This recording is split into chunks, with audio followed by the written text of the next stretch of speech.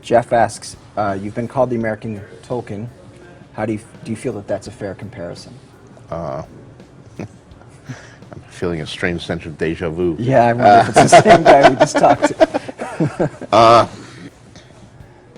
I'm very flattered to be called the American Tolkien. It's the greatest compliment you can give any fantasy writer. Tolkien essentially created modern fantasy. Fantasy, of course, had existed before Tolkien.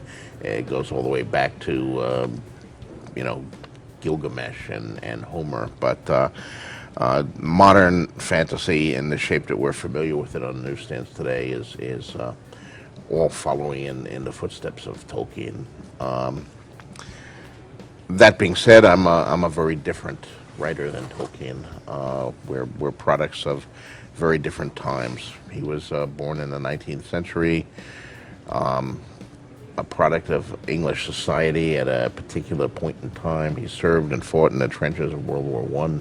He was a world-class linguist, an Oxford Don of academic persuasion. He wrote his books largely, I think, for his own amusement and the amusement of his children, working out some particular passions of his, like creating artificial languages.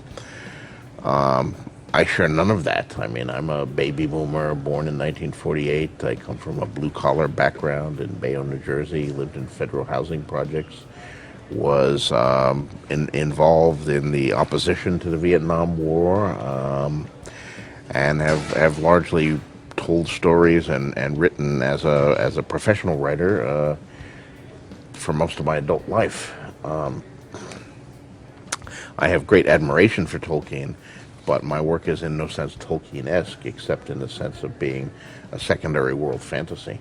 But I'm still flattered by the comparison. I mean, I'm being compared to one of the greatest that ever was, and who could object to that? Mm-hmm.